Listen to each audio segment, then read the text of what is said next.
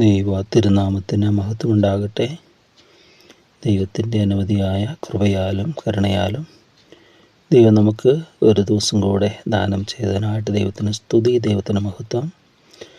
അവിടുത്തെ അനവധിയായ കൃപകളും കരുണകളും നമ്മുടെ മേൽ ചൊരിയുകയും അനുദിനം നമുക്ക് ആവശ്യമുള്ളതെല്ലാം പകർന്നു തരികയും ചെയ്യുന്ന അവിടുത്തെ വിശ്വസ്തത. സങ്കീർത്തനങ്ങളിലെല്ലാം നമ്മൾ ചിന്തിച്ചിടത്തെല്ലാം സങ്കീർത്തനം മറ്റുള്ളവരും എല്ലാം സാക്ഷിക്കുന്നത് ദൈവത്തിൻ്റെ വിശ്വസ്തതയാണ്. നാം അവിശ്വസ്തരായി തീർന്നാലും ദൈവം വിശ്വസ്തനായി പാർക്കുന്നു എന്നുള്ള ആ ശ്രേഷ്ഠമായ ഒരു സത്യം, ആ ഒരു യാഥാർത്ഥ്യം, അതാണ് നമ്മുടെ രക്ഷ എന്ന് പറയുന്നത്. വാക്കുമാറാത്ത ദൈവം നമ്മളോട് വാഗ്ദാനം വാഗ്ദത്തം ചെയ്തതെല്ലാം പ്രാവർത്തികമാക്കുന്ന പ്രായോഗിക ജീവിതത്തിൽ നമുക്ക് മനസ്സിലാക്കി തരുന്ന സർവശക്തിയുള്ള ദൈവം. അവിടുന്ന് അരുളി ചെയ്ത വാഗ്ദത്തങ്ങൾ നമ്മുടെ ജീവിതത്തിൽ നിവർത്തിക്കാൻ അസാധ്യമായിട്ടൊന്നുമില്ല. അവിടത്തേക്ക് അസാധ്യമായിട്ടൊന്നുമില്ല, അവിടത്തേക്കെല്ലാം സാധ്യമാണ്. പ്രകാരം ദൈവിക വാഗ്ദത്തങ്ങളെ തിരിച്ചറിയുവാനും അതിനെ മുറുകെ പിടിക്കുവാനും ഈ തിരുവചന ധ്യാനത്തിലൂടെയെല്ലാം നമുക്ക് സഹായമായി തീരട്ടെ എന്ന് പ്രാർത്ഥിക്കുകയാണ്. ദൈവത്തിൻ്റെ പരിശുദ്ധാത്മാവ് നമ്മളെ അതിന് സഹായിക്കുകയും ചെയ്യുമാറാകട്ടെ. വളരെ അർത്ഥവത്തായിട്ടുള്ളൊരു സങ്കീർത്തനം, 101-ാമത്തെ സങ്കീർത്തനം, അത് നമ്മൾ ധ്യാനിക്കുകയാണ്. അതിൻ്റെ ആദ്യത്തെ പോർഷൻ എന്ന് പറയുന്നത് തന്നോട് തന്നെയുള്ളതായ ചില തീരുമാനങ്ങളാണ്. ഞാൻ എന്ത് ചെയ്യും, ഞാൻ നിഷ്കളങ്കത്തോടെ പെരുമാറും, ഞാൻ വക്രബുദ്ധി എന്നോടകത്ത് വരികയില്ല, അങ്ങനെ ചില കാര്യങ്ങൾ തീരുമാനങ്ങളൊക്കെ എടുക്കുകയാണ്. നീചകാര്യം എൻ്റെ കണ്ണിന് മുന്നിൽ വെക്കുകയില്ല, ക്രമം കെട്ടോടെ പ്രവർത്തി ഞാൻ വറക്കുന്നു, അതെന്നോട് ചേരുകയില്ല, വക്രഹൃദയനോട് അകന്നിരിക്കും, ദുഷ്ടത ഞാൻ അറിയുകയില്ല. തന്നോട് തന്നെ പറഞ്ഞിട്ട് സെക്കൻഡ് പോർഷൻ തുടങ്ങുന്നത് മറ്റുള്ളവരുടെ ജീവിതത്തിൽ എങ്ങനെയായിരിക്കണം. അന്നത്തെ ആ രാജകീയ ഭരണത്തിൽ ആ രാജാവിൻ്റെ സ്ഥാനത്ത് നിന്നുകൊണ്ടാണ് ഈ സങ്കീർത്തനം എഴുതുന്നത്. അപ്പോൾ അദ്ദേഹം പറയുകയാണ് തൻ്റെ രാജ്യം അത് എന്താണ് എന്ന് പറയുന്നുണ്ട്. 8-ാമത്തെ വാക്യത്തിലേക്ക് വരുമ്പോൾ യഹോവയുടെ നഗരമെന്നാണ് പറയുന്നത്. The city of the Lord എന്നാണ് പറയുന്നത്. തൻ്റെ നഗരം എൻ്റേതല്ല, എൻ്റെ രാജ്യമല്ല, അത് ദൈവത്തിൻ്റേതാണെന്നുള്ള ചിന്ത നമ്മുടെ ജീവിതത്തിൽ നമ്മൾ ചിന്തിക്കണം. നമ്മുടേതല്ല നമ്മുടെ ജീവിതം. നമ്മളെ വിലയ്ക്ക് അംഗീകരിക്കുക, നാം താന്താങ്ങൾക്കുള്ളവരല്ല എന്ന് നാം അറിയുന്നുവല്ലോ. എന്തുകൊടുത്ത് തൻ്റെ വിലയേറിയ രക്തം കൊടുത്ത് നമ്മുടെ കർത്താവായ യേശുക്രിസ്തു വീണ്ടെടുത്തു. നമ്മൾ വിലപ്പെട്ടവരാണ്, വിലയേറിയവരാണ്. ലോകദൃഷ്ടിയിൽ നമ്മുടെ പല കാര്യങ്ങൾ വെച്ച് നോക്കുമ്പോൾ നമുക്ക് ഓരോ ന്യൂനതകളോ ബലഹീനോ എന്നൊക്കെ ലോകം എന്ത് ചിന്തിക്കുന്നു എന്നുള്ളതല്ല. ദൈവം നമ്മളെ വിലയുള്ളവരായി കണ്ടു. എന്താ വില? തൻ്റെ പുത്രൻ്റെ വിലയേറിയ രക്തം നമുക്ക് വേണ്ടി മറുവിലയായി ചിന്തിയതുകൊണ്ട് we are precious in the sight of God. ദൈവത്തിൻ്റെ ദൃഷ്ടിയിൽ നമ്മൾ ഓരോരുത്തരും വിലയേറപ്പെട്ടവരാണ്. അപ്രകാരം നമ്മൾ വിലയ്ക്ക് വാങ്ങിയതുകൊണ്ട് നമുക്കുള്ളവരല്ല, നമ്മൾ ദൈവത്തിൻ്റെതാണ്. ദൈവത്തിൻ്റെ ഇഷ്ടമാണ് നമ്മുടെ ജീവിതത്തിൽ നിവർത്തിക്കപ്പെടേണ്ടതിന്. സമൂഹത്തിൻ്റെയോ മറ്റുള്ളവരുടെയോ ഒന്നും ഇഷ്ടങ്ങളല്ല, ലോകത്തിൻ്റെ ഇഷ്ടമല്ല. ലോകത്തിൻ്റെ ഒഴുക്കിനൊത്ത് ഒഴുകി പോവുകയല്ല, ലോകത്തിൻ്റെ നടപ്പിനനുസരിച്ച് നടക്കുകയല്ല, എല്ലാവരെയും പോലെ ആകാനല്ല, അവരിൽ നിന്നും സെപ്പറേറ്റ്. യഹോവ ഭക്തനെ തനിക്ക് വേർതിരിച്ചു എന്നറിഞ്ഞുകൊള്ളുവീനെന്ന് പറഞ്ഞതുപോലെ ആ ഒരു സെപ്പറേഷൻ നമ്മുടെ ജീവിതത്തിൽ, നമ്മുടെ ഇടപാടുകളിലൊക്കെ കാണത്തക്ക, അതാണ് ജീവിത സാക്ഷ്യമെന്ന് പറയുന്നത്.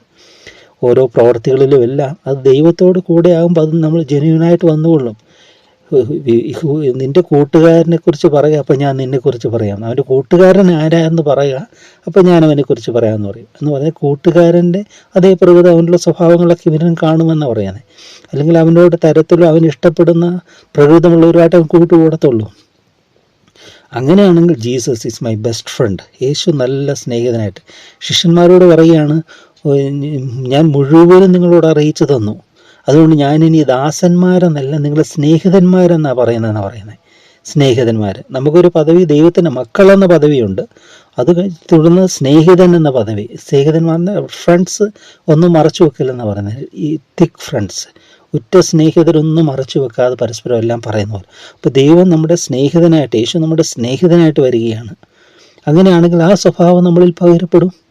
ആ ദിവ്യ സ്വഭാവം നമ്മളിലേക്ക് അറിഞ്ഞും അറിയാതെ എല്ലാം ഇങ്ങനെ പകർന്നുകൊണ്ടിരിക്കും. നമ്മളെപ്പോഴും ദൈവത്തോട് കൂടിയാണെന്നുള്ള ചിന്ത, ദൈവം എന്നെ കാണുന്നു. മറ്റുള്ളവരോടൊക്കെ ഇടപെടുമ്പോഴൊക്കെ അത് സാധിക്കും. അത് എല്ലാറ്റിൻ്റെയും നടുവിൽ നമ്മൾ നെഹമ്യാവ് വലിയ ഒരു ദൗത്യത്തിലിരിക്കുന്നതാണ്. പാലസിലെ വലിയൊരു ഡ്യൂട്ടിയാണ്. അവിടെ ഒരു രാജാവ് ഒരു ചോദ്യം ചോദിച്ചപ്പോൾ അവൻ ഹൃദയത്തിൽ അവൻ പ്രാർത്ഥിച്ചിട്ടാണ് ആ രാജാവിന് ഉത്തരം പറയുന്നത്. പ്രാർത്ഥന എവിടെയും നടത്താമല്ലോ, അതിന് സെപ്പറേറ്റ് പ്ലേസസ് വേണ്ട. ഹൃദയത്തിൽ നിന്നാണ് പ്രാർത്ഥന വരുന്നത്. ദൈവം എപ്പോഴും കേൾക്കുന്നു എന്നുള്ള ചിന്ത.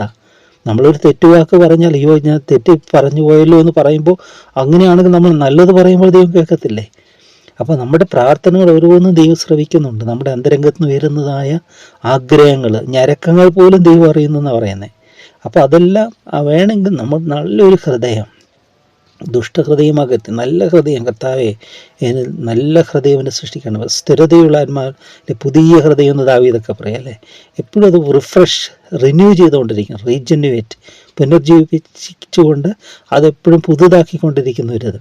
ഇപ്പോൾ ഹൃദയത്തിൽ കൂടെ കടന്നു പോകുന്ന ബ്ലഡ് അവിടെ നിൽക്കുന്നില്ല, അതെപ്പോഴും പമ്പ് ചെയ്ത് ഇങ്ങനെ ഫ്ലോ ഇങ്ങനെ പോയിക്കൊണ്ടിരിക്കുകയാണത് അല്ലേ. ബ്ലഡ് സർക്കുലേഷൻ ഇങ്ങനെ നടന്നുകൊണ്ടിരിക്കുകയാണ്, ക്ലെൻസ് ചെയ്ത് അശുദ്ധ രക്തം കടന്നുപോയി നമ്മുടെ ഹൃദയം, ആത്മഹൃദയം, നമ്മുടെ ആന്തരിക മനുഷ്യൻ്റെ ഹൃദയം, അത് ഈ ഫ്ലഷ്ലിയതല്ല, ഇത് പുറമേയുള്ള ഹൃദയത്തിൻ്റേതല്ല, ആത്മാവിൻ്റെ ഹൃദയം. മനസ്സെന്നൊക്കെ നമ്മൾ പറയും, മനസ്സ് കാണാൻ പറ്റും, പക്ഷെ ഹൃദയമുണ്ട്, ആത്മീക മനുഷ്യൻ, അകത്തെ മനുഷ്യൻ.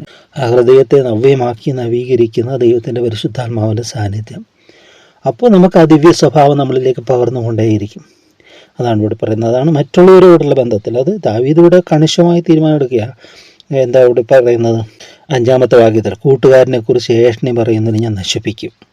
എന്നാൽ നമുക്ക് ഇങ്ങനെ ഈ നശീകരണ പ്രവൃത്തിയൊന്നും നമുക്ക് പറ്റില്ല. രാജകീയ അധികാരത്തിൽ വെച്ചുകൊണ്ട് ദാവീദ് പറഞ്ഞാണ് തൻ്റെ ദേശത്തിൻ്റെ. നമുക്കിന്ന് നമ്മളിലുള്ള ഇങ്ങനെയുള്ള തിന്മകളെ നശിപ്പിക്കാമെന്നുള്ള ചിന്തിക്കുകയുണ്ടായി. ഉന്നത ഭാവവും നികള ഹൃദയമുള്ളവന് ഞാൻ സഹിക്കുകയില്ല.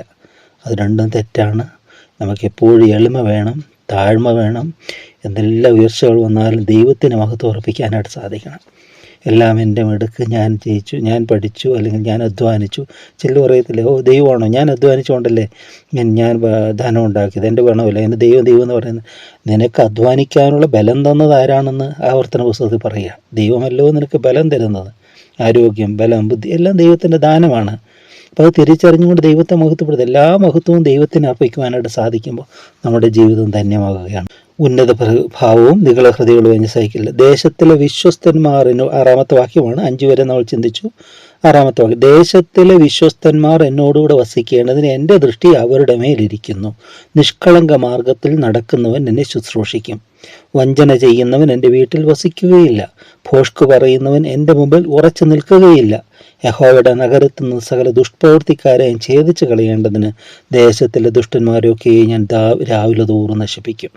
തൻ്റെ ദേശത്തെ ശുദ്ധീകരിക്കുന്ന ഒരു രാജാവിനെ കാണുക. നമ്മൾ തന്നെ അവൻ്റെ ഒരു ദേശമാണ്. നമ്മൾ വലിയൊരു ഇത് ഞാൻ പറഞ്ഞിട്ടുണ്ടോയെന്ന് അറിയത്തില്ല, ജോൺ ബെനിയൻ്റെ ഒരു അലിഗോറിക്കൽ ഒരു ക്ലാസിക്കുണ്ട്, ഒരു ബുക്കുണ്ട്. അതായത് നമ്മളെ ഒരു ദൈവത്തിന് നഗരമായി കണ്ടുകൊണ്ട്, വിശുദ്ധ ഹോളി വാർ എന്നാണ് അതിൻ്റെ വിശുദ്ധ യുദ്ധം എന്ന് പറയുന്ന ഒരിതാണ്. അതായത് നമ്മൾ തന്നെ ദൈവത്തിൻ്റെ ഒരു രാജ്യമായിട്ടാണ്. ഇതിൽ എൽഷാദായ്, അതായത് ഇമ്മാനുവേൽ രാജകുമാരനുണ്ട്. അങ്ങനെ ഓരോ അവയവങ്ങളെയും എടുത്തുകൊണ്ട് അതൊക്കെ ഒരു ഭടന്മാരായിട്ടും ദൂതന്മാരുമായിട്ടൊക്കെ ചിത്രീകരിച്ചു കൊണ്ടുള്ള ആഗൾക്കറുത എന്ന് പറയും ദുഷ്ടനായ സാത്താൻ ഈ രാജ്യത്തെ, അതായത് മനുഷ്യ ജീവിതത്തെ ആക്രമിച്ച് അവനെ സ്വന്തമാക്കി ഏദൻ തോട്ടത്തിൽ. എന്നാൽ ആ സ്വന്തമാക്കിയതിനെ ദൈവം വന്ന് പുത്രനാകുന്ന യേശു ഇമ്മാനുവേൽ രാജകുമാരൻ വന്ന് യുദ്ധം ചെയ്ത് അവനിൽ നിന്നും തിരികെ നേടിയെടുക്കുകയാണ്. നേടിയെടുത്തിട്ട് ഈ ദേശം മുഴുവൻ, അതായത് നമ്മളാകുന്ന ദേശം മുഴുവൻ, നഗരം മുഴുവൻ ശുദ്ധീകരിക്കുകയാണ്. നമ്മുടെ കർണപുടങ്ങൾ, നമ്മുടെ കണ്ണുകൾ, അതെല്ലാം ഓരോ വാതിലായിട്ടാണ്. ആ വാതിലിലൊക്കെ നീചന്മാരായ ദുഷ്ടന്മാരായ കാവൽക്കാരെയൊക്കെ മാറ്റിയിട്ട് നല്ലവരെ അവിടെ നിർത്തുകയാണ്. വിജിലൻ്റ് ആയിട്ടുള്ള വിശുദ്ധരായ ദൂതന്മാർ. അതിനൊരു സുഹൃതങ്ങളൊക്കെ അതിനെക്കുറിച്ച് പറയുന്നു. വളരെ മനോഹരമാണത്. സാധിക്കുമെങ്കിൽ അത് വായിക്കുന്നത് വളരെ മനോഹരമായിരിക്കും. ഓരോന്നും അത് മനസ്സിലാകുന്ന ഉപമ ഒരു ഇതായിട്ട് കാണിക്കുകയാണത്. അപ്പോൾ അവിടെ പറയുന്നത്, അപ്പം നമ്മളിലുള്ള തിന്മകളെ നമുക്ക് മാറ്റിക്കളയാനായിട്ട് പറ്റും. മാത്രമല്ല തിന്മയോട് ചേരാതിരിക്കുക. അതായത് ഇവിടെ പറയുന്നത് എന്താണ്? എൻ്റെ ദൃഷ്ടി, ദേശത്തിലെ വിശ്വസ്തന്മാർ എന്നോടുകൂടി വസിക്കണം, എൻ്റെ ദൃഷ്ടി അവരുടെ മേലിരിക്കും. നല്ല മാതൃകകളിലേക്ക് നമ്മൾ ദൃഷ്ടി വെക്കണം. ഇന്ന് എല്ലാം ചുമ്മാ അനുഗമിക്കുക. ഒരുത്തൻ്റെ ഒരു കോക്കറി കാണിച്ചാൽ അതുപോലെ തന്നെ കാണിക്കും. അവൻ ഫാൻ ആരാണോ അവൻ കാണിക്കുന്ന പോലെ, അവൻ മുണ്ടെടുക്കുന്ന പോലെ അവൻ ഉടുക്കും, അവന് മീശ വിരിക്കുന്ന പോലെ അവൻ മീശ വിരിക്കും, അവൻ മുടി വെട്ടുന്ന പോലെ അവൻ മുടി വെട്ടും. എല്ലാവരും ഫോളോ ചെയ്യുകയാണ്. ഈ മനുഷ്യനെ അനുഗമിച്ചുകൊണ്ട് എന്ത് ചെയ്യാൻ? അവൻ്റെ ജീവിതത്തിൽ തന്നെ സ്വസ്ഥതയില്ല. അങ്ങനെയുള്ള ഒരു വ്യക്തി അനുഗമിച്ചാൽ അവൻ്റെ ജീവിതത്തിൽ എങ്ങനെ സ്വസ്ഥത കിട്ടും? ഒരു നല്ല അനുഗ്രഹീതമായ ഒരു ആക്ട്രസ്, ഒരു നടി, അത് അവർ പറയുകയാണ്, ഒരു വലിയൊരു അവർ ഈ കൗൺസിലൊക്കെ നടത്തുന്നവരാ. അപ്പോൾ അവിടെ ഈ പ്രേമബന്ധങ്ങൾ കുരുക്കുകളിലൊക്കെ പെട്ടുപോയി വന്ന് ഒത്തിരി ജീവിതങ്ങളാണ്. വന്നവിടെ. അപ്പോൾ അവരോട് പറയുമ്പോൾ അവരൊക്കെ ഇൻഫ്ലുവൻസ് ചെയ്ത് സിനിമയാണ്. ഈ സിനിമ ശൈലിയിൽ അവരുടെ ജീവിതത്തെ മാറ്റുക. അപ്പോൾ അവർ പറയും അവർ അഭിനയിച്ചിട്ടുള്ളവരാണ്, അവരിപ്പോൾ അഭിനയിക്കുന്നുണ്ട് അറിയില്ല. അവർ പറയും അതെല്ലാം അഭിനയമാണ്, അതൊന്നും ജീവിതമല്ല, അവിടെയൊന്നും ജീവിതങ്ങളില്ല എന്ന് അവർ ഓപ്പണായിട്ട് പറയുകയാണ്. അവർ ആ ചെറുപ്പക്കാരോട് പറഞ്ഞു കൊടുക്കുക, നിങ്ങളെന്ത് മണ്ടന്മാരാ, മണ്ടികളാണ്, അതാണോ ജീവിതം? ആ കൊഞ്ചിക്കൊഴിയുന്ന അതാണോ ജീവിതം? അതൊന്നും ഒന്നുമില്ല. അവരിന്ന് ഒരാളുമായിട്ട് അഭിനയിക്കുന്ന ആൾ വേറെ ഒരാളുടെ അഭിനയിക്കും, അതൊന്നും ജീവിതങ്ങളല്ല എന്ന് പറഞ്ഞ് അവർ ഓപ്പണായിട്ടത് പറയുകയാണ്. വാസ്തവത്തിൽ ഇന്നൊക്കെ ഈ കാണുന്ന അനേക ഈ പ്രണയ ഇതൊക്കെ നൈരാശ്യത്തിലേക്കും പിണക്കത്തിലേക്കൊക്കെ വിട്ടു. അതൊന്നും സ്റ്റേബിളല്ല. കാരണം അന്ന് വരെ അവരെല്ലാം പറഞ്ഞ് രഹസ്യങ്ങൾ പറഞ്ഞു, അത് പറഞ്ഞെല്ലാം ഈ പ്രണയം എന്ന് പറയുന്നത്, ലവ് എന്ന് പറയുന്നത് പറഞ്ഞ് അവിടെ കണ്ടു ഇവിടെ കണ്ടു ഒളിച്ചു കണ്ടു എല്ലാം കണ്ടു, അത് ത്രില്ല് പോലെ ഇങ്ങനെ തോന്നും. വിവാഹം കഴിഞ്ഞ് പിന്നെ അവർക്ക് ഷെയർ ചെയ്യാനൊന്നുമില്ല, പിന്നെ എല്ലാം ഒന്നുമില്ല. ആ ഫ്രീഡം കിട്ടിക്കഴിഞ്ഞപ്പോൾ പിന്നെ അതെല്ലാം മാറിപ്പോയി. എന്നാൽ യഥാർത്ഥമായിട്ട് ദൈവം ആലോചന തന്ന് നടത്തുന്നതുണ്ട്. അതവർ പറയുക അന്ന് തുടങ്ങുകയാണ് അവരുടേത്, അന്ന് ജീവിതം തുടങ്ങുകയാണ്. മറ്റതോ എല്ലാം തീർന്ന പോലെ, എല്ലാം നത്തിങ്, ഒന്നും ശേഷിക്കാതെ ഒരു ജീവിതം. ഞാൻ ഇത് പറഞ്ഞതേ ഉള്ളൂ. എന്നാൽ ദൈവികമായ നടത്തിപ്പുകളാണ് അതിൻ്റെയൊക്കെ നമുക്ക് വേണ്ടത്. അവിടെയൊക്കെ ദൈവത്തിൻ്റെ ഒരു നടത്തിപ്പ്, ഒരു ഡിവൈൻ ഒരു ഗൈഡൻസ്, ദൈവത്തോട് ചേർന്ന് നടക്കുമ്പോൾ ദൈവം അതൊക്കെ നമുക്ക് മനസ്സിലാക്കി തരിക തന്നെ ചെയ്യും. എന്നാൽ ഇവിടെ പറയാം, നിഷ്കളങ്ക മാർഗത്തിൽ വിശ്വസ്തന്മാരുമേ ദൃഷ്ടി വെക്കും, നിഷ്കളങ്ക മാർഗം നടക്കുന്നവനെ എന്നെ ശുശ്രൂഷിക്കും എന്ന് പറഞ്ഞാൽ നമ്മുടെ സ്നേഹിതരൊക്കെ അവർ നല്ലവരായിട്ടല്ല, പക്ഷെ നമുക്കവരെ നന്മയിലേക്ക് നയിക്കുവാൻ നമുക്കൊരു നല്ല മാതൃകളായിട്ട് അവർക്ക് മാറ്റാനായിട്ട് സാധിക്കും. അങ്ങനെയാണെങ്കിൽ നമ്മുടെ ഈ സമൂഹം വിട്ട് പോകേണ്ടി വരും അല്ലേ. പക്ഷേ അവരുടെ തിന്മകൾ നമ്മൾ അകലണം, അവരുടെ തിന്മകൾ നമ്മളെ ബാധിക്കാതെ നമ്മൾ മാറാനായിട്ട് സാധിക്കണം. ഭോഷ്ക് പറയുന്നവൻ എൻ്റെ മുമ്പിൽ ഉറച്ചു നിൽക്കുകയില്ല. നുണ പറയുന്നൊരു കൂട്ടത്തിൽ ചെന്നിരുന്ന് നുണ പറഞ്ഞുകൊണ്ടിരുന്ന പിന്നെ നീ നുണ പറയുന്നതിന്. പക്ഷെ നിൻ്റെ ജീവിതത്തിൽ സത്യം, അത് നമ്മളെ മുമ്പോട്ട് പിടിക്കണം. യഹോവയുടെ നഗരത്തിൽ സകല ദുഷ്പ്രവർത്തിക്കാരെയും ഛേദിച്ച് കളയേണ്ടതിന് ദേശത്തിലെ ദുഷ്ടന്മാർ ആഗ്രഹിക്കുകയും ഞാൻ രാവിലെ തോറും നശിപ്പിക്കും. അത് ദാവീദിൻ്റെ ഒരു തീരുമാനമാണ്. പക്ഷെ നമ്മൾ ചിന്തിക്കുക, ഇത് നമ്മുടെ ജീവിതത്തിൽ ഓരോ ദിവസവും എഴുന്നേക്കും, കർത്താവേ ഇന്ന് എൻ്റെ ജീവിതത്തിൽ വിശുദ്ധമായി സൂക്ഷിക്കണമേ, എൻ്റെ ചിന്ത, എൻ്റെ വാക്ക്, എൻ്റെ പ്രവൃത്തി, എൻ്റെ മറ്റുള്ളവരുടെ ഇടപെടലുകൾ എല്ലാം കർത്താവേ നിൻ്റെ സാക്ഷ്യം വഹിക്കുവാനിടയായി തരണമേ. ദൈവത്തിൻ്റെ പരിശുദ്ധാത്മാവ് അവിടെ നിന്നെ സഹായിക്കണമേ. എൻ്റെ ബലഹീനതയിൽ അവിടുത്തെ ബലം പകരുമെന്നും തിരുവചനം പറയുന്നുണ്ടല്ലോ. എന്നെ ബലപ്പെടുത്തണമേ, നിൻ്റെ ദിവ്യ സ്വഭാവം എന്നിൽ പകരണമേ, ഡിവൈൻ നേച്ചർ അതെനിക്ക് തരണമേ കർത്താവേ. അങ്ങനെ കാണുമ്പോൾ അത് മറ്റുള്ളവർക്ക് അത് പ്രചോദനമാകും. അവരെതിർത്താലും നമ്മളിലുള്ള ദിവ്യത്വം അവർക്ക് മനസ്സിലാകും. അവർ ആ സ്മെല്ല് ചെയ്യും, അവർ തിരിച്ചറിയും. അവർ ഇന്നല്ലെങ്കിൽ നാളെ ഈ ദൈവത്തിലേക്ക് അവർ വരിക തന്നെ ചെയ്യും. അപ്പോൾ നമുക്ക് അങ്ങനെ ഒരു സാക്ഷ്യമുള്ള ഒരു ജീവിതം നമുക്ക് ഉണ്ടായിരിക്കാനായിട്ട് സാധിക്കണം. ഈ കുടുംബജീവിതങ്ങളിലൊക്കെ ഇപ്പോൾ ഒത്തിരി പേരുടെ സോക്രട്ടീസ് അവരുടെയൊക്കെ ലൈഫൊക്കെ ചെയ്യുമ്പോൾ ഭയങ്കര പ്രശ്നങ്ങൾ നിറഞ്ഞിരുന്നതെന്നാണ് പറഞ്ഞത്. പക്ഷെ ഇവിടെ നമ്മൾ ചിന്തിക്കുകയാണ്, ദൈവാനുഭവമായി ജീവിക്കുമ്പോൾ എല്ലാം ദൈവികതയിൽ, ദൈവത്തിൻ്റെ കൃപയിൽ, നമ്മുടെ ബുദ്ധിയിലോ ശക്തിയിലോ ഒന്നുമല്ല, ദൈവകൃപയിൽ എളിമപ്പെടുക. കർത്താവേ എന്നെ സഹായിക്കണമേ.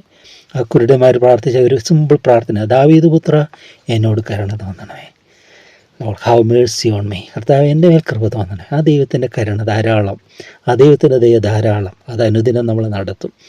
അവിടുത്തെ വിശ്വസ്തത വലിയതാണ്, അത് ഒരിക്കലും മാറ്റമില്ലാത്തതാണ്.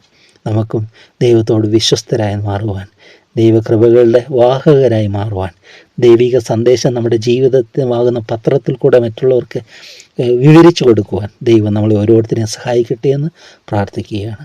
സ്നേഹം നിറഞ്ഞ ദൈവമേ, ക്രൂശിൽ തൻ്റെ ജീവനെ മറുവിലയായി തൻ്റെ വിലയേറിയ രക്തം, പുത്രൻ്റെ രക്തം ചിന്തി ഞങ്ങളെ വിലയ്ക്ക് വാങ്ങി ഞങ്ങളെ സ്വന്തമാക്കി ഞങ്ങളുടെ കർത്താവെ, ഞങ്ങളെ നീക്കി ഞങ്ങളെ തന്നെ ഞങ്ങളുടെ ദേഹത്തെ സമ്പൂർണ്ണമായി സമർപ്പിക്കുന്നു.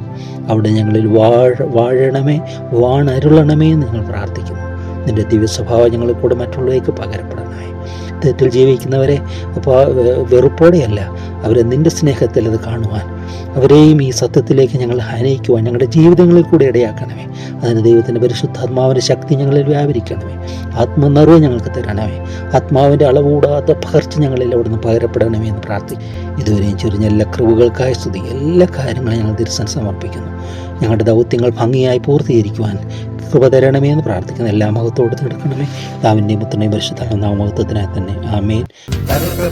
നേരത്തിലെല്ലാം എന്നെ ഉരുവാക്കിയ കൃപയല്ലോ ഇത്, കൃപയല്ലോ